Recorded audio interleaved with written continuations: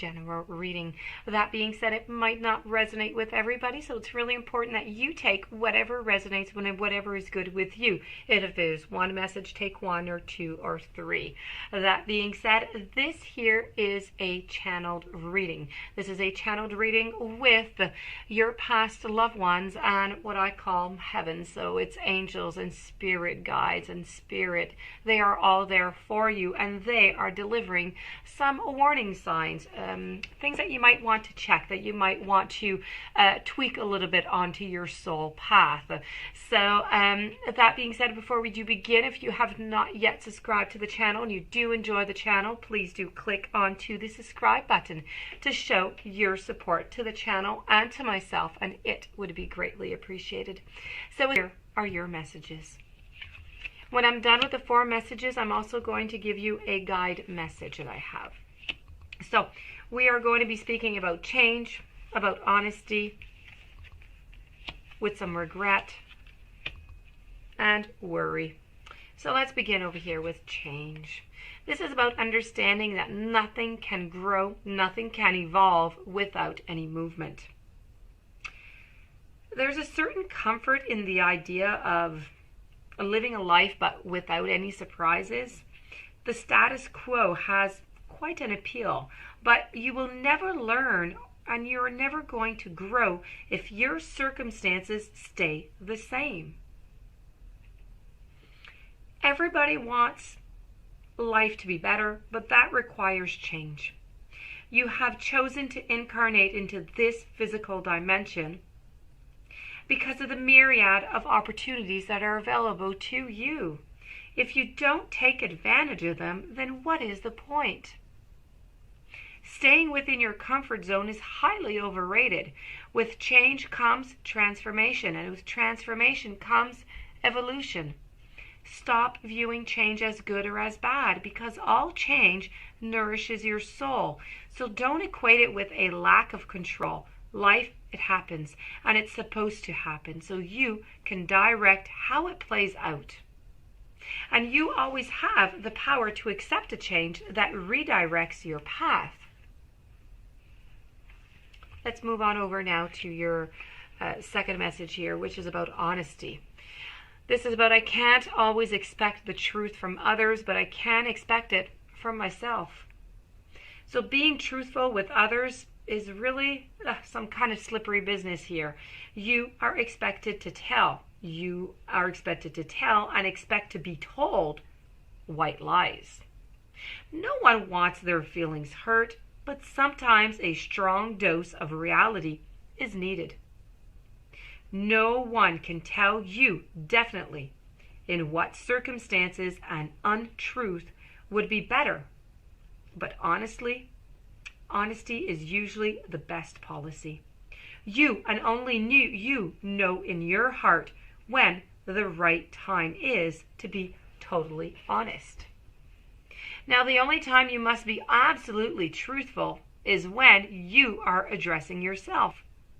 You must at all times present yourself authentically to those around you. Only by being yourself do you draw in the people and the circumstances that you most need to learn from. And now we move over to regret. I know that I cannot change the past. The soul doesn't know time. Time is a construct of the physical dimension.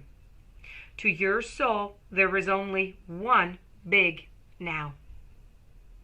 Think of the past as the now that has already been created, and the future as the now that has yet to be created. You don't have to have the power to uncreate the past, so let that go. Your power of creation lies in your awareness, but in your awareness of the present. You have the power to not only create your future, but also create acceptance of your past. So you should realize that you are a total summation of every single experience that you have had. These experiences have helped shape you into the person that you are today. Train yourself not to judge past events as good or bad, but as opportunities. What have you learned from the past that will help enrich your future? Focusing on the past and letting it dictate the direction of your future is taking your power away from yourself. You are the creator. You hold the power. Reflect on the lessons of the past and use your current power to create your bright future. Moving on over to your final message here, we have worry. I am learning that worry doesn't change any outcomes. Worry is truly a wasted emotion. It does nothing other than give you the illusion of control. When you expend too much energy worrying, it limits you and it has an adverse effect on the natural energy of the soul. Worrying, it destroys hope. It destroys faith and excitement that are wonderful elements on this schoolroom that we call Earth. Remember that you are what you think, and you have the power to create positive thoughts, which beget positive outcomes. Worry is a negative emotion and it sets you up for negative results. What unnecessary worries are you carrying around with you right now? Examine them objectively in the light of love. Help your soul by releasing them and then be fully connected to the current moment, which is exactly where your power resides. Moving on forward to your guide message, we have ask for guidance. Be mindful that you are not onto this journey alone. It can seem that way at times, but there are so many souls, not only on the earth plane, but into the spiritual realm, who have your best interests at heart and are always eager to help you. All you have to do is reach on out and ask. And when moments arise that are difficult and you feel that you need help making the correct choice, well, assistance is always here. And this was the agreement before incarnation.